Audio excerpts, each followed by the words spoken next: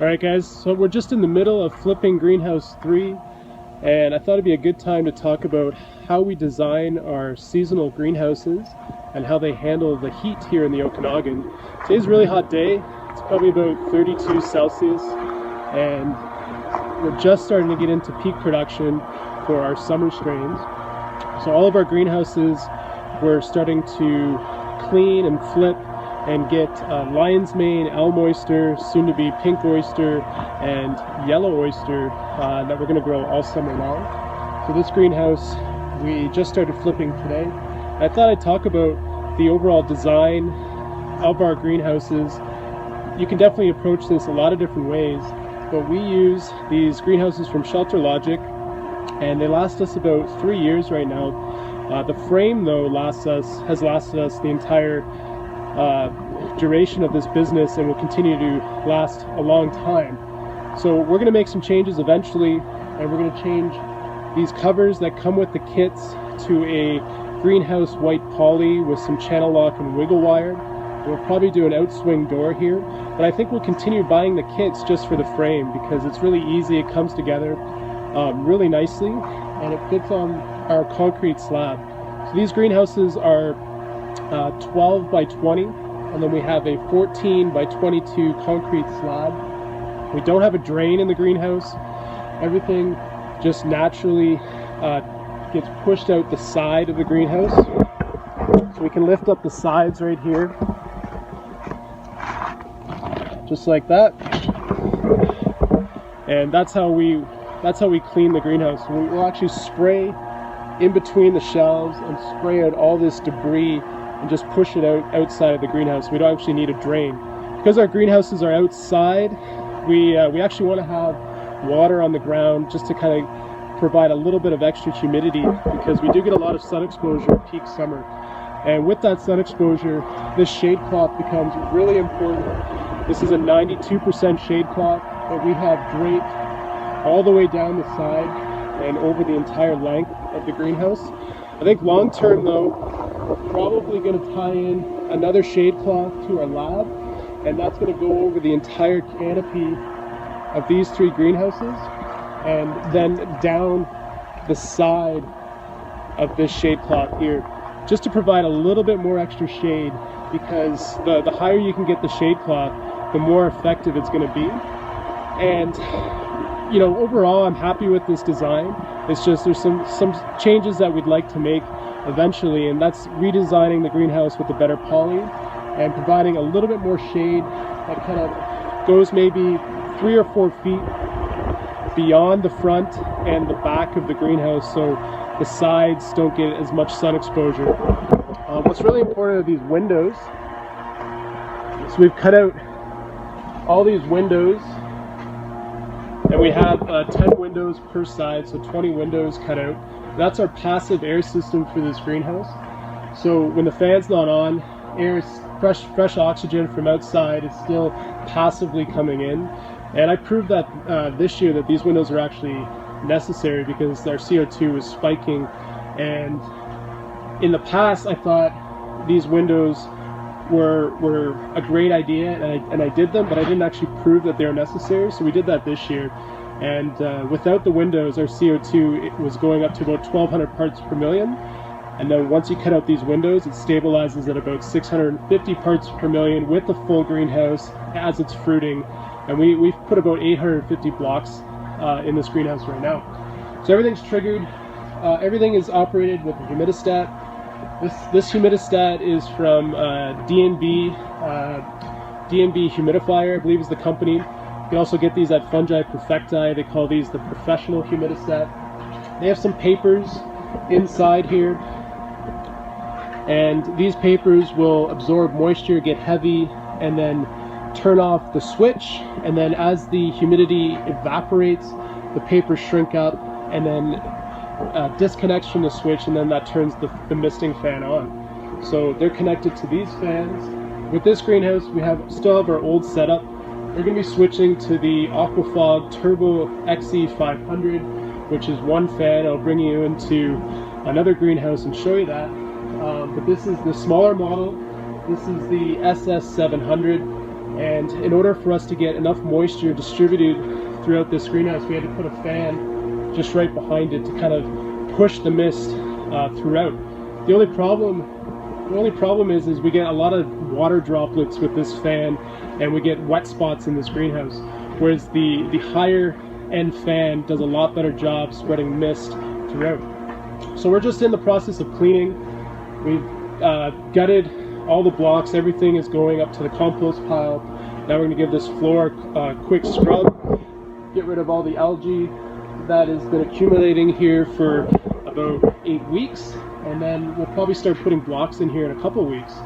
We actually just flipped greenhouse 2 yesterday, and we have that already started. We've started putting some lion's mane in here.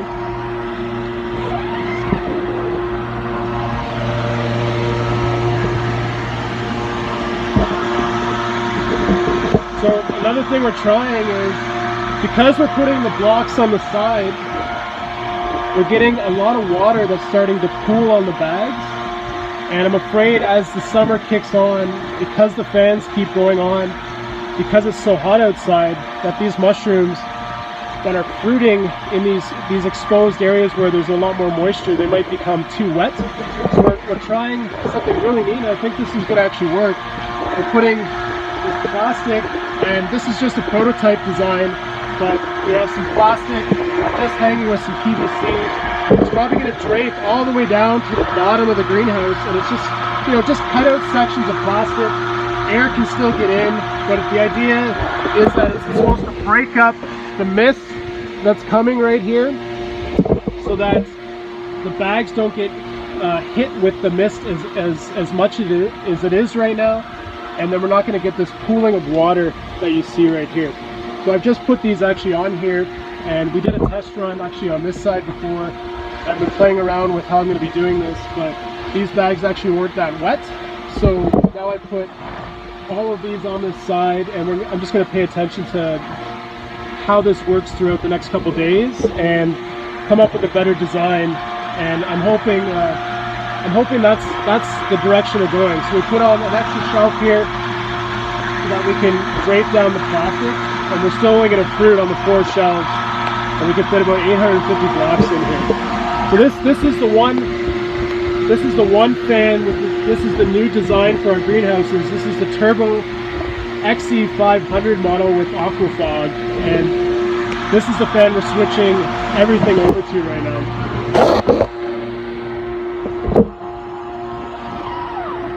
So the last thing I wanted to show you is that we have lots of lion's mane fruiting in greenhouse 5 right now. I'll bring you over here right now.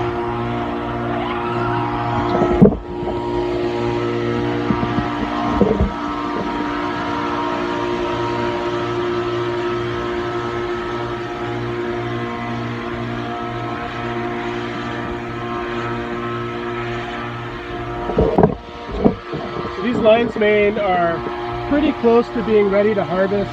We've only done 1 slit in the bag. That's why we're only getting 1 lion's mane. I'm trying to get about a ½ pound to 3/4 pound lion's mane. Really nice giant lion's mane for restaurants. You know, in the past we've done 2, even 3 slits, and I think this is the way to go because it's just so impressive. What's really cool is they start off pink, and then eventually the pink is just kind of on the tip of the mushroom, the spine of the lion's mane. We got a couple different strains in here right now, but this pink strain, that's originally from Fungi Perfecti, and I've been using this for a while, and it grows all the way up to about 35 Celsius in our greenhouse. We have a little bit of pearl oyster in here as well, and we have some elm oyster in here. I just don't think it's started yet, but we got lots more lion's mane right here. So again, we're going to monitor this greenhouse and see if we have any wet spots. This isn't too wet right here right now, but as the fans start running all day long, I'm thinking the extra layer for the shelf and some kind of plastic that drapes down just to kind of disperse the water is probably the way we're headed. So if you guys want to learn more stuff like this, we're offering a mentorship program where you can come work on this farm and learn how to grow seasonal mushrooms, learn effective efficient systems, lab design, greenhouse design, and how our sterilizer works, and how we plan out our year and sell to chefs and market our business. We're teaching you guys how to do the whole thing in 1 week. This is an intensive course where you're going to do hands-on learning, real-life learning on our farm here, and I'm going to show you the good and the bad, where we're headed, and just kind of how I've achieved this so far. So this is a really awesome opportunity. We started this program this year. So far it's gone off without a hitch, and I've just opened our 2018 spots. You can check out the details on our website at wtfmushrooms.com. I'll leave a link below, and you guys check that out. We have a cheaper option if you'd like to camp on the farm. We have 9 spots available for that. That's going to overlap with all the spots we're offering for fully accommodation, where we're offering a camper trailer with a bedroom, living room, kitchen, the works, where you're going to stay on the farm. We even have a bike for you guys. Our intern who's just finishing up our 30-day workshop, Daniel, he has been so generous to donate a bike for you guys, because he thought that it was such an awesome way to get around and not have to be so you could be independent and really just kind of enjoy Summerland here. And he thought, just, you know, you guys really needed a bike, so that is his gift for you guys. If you don't have a car, we're going to make sure that you can get around. And really, I just want you guys to have a lot of fun and enjoy the farm here. That's really all this program is about. You know, whether or not you're looking to start a business, or you're just looking to experience something new or learn something about mushrooms in this exciting field where you can't learn this anywhere, this is what this program's all about. And I'm giving you guys an opportunity to connect with people from all around the world. If you want to overlap on the spots where they're camping, where we're going to have 2 students, or you can just do an independent one-on-one mentorship with me, learn from my employees, and learn how to grow more mushrooms. Anyways, I'll talk to you soon.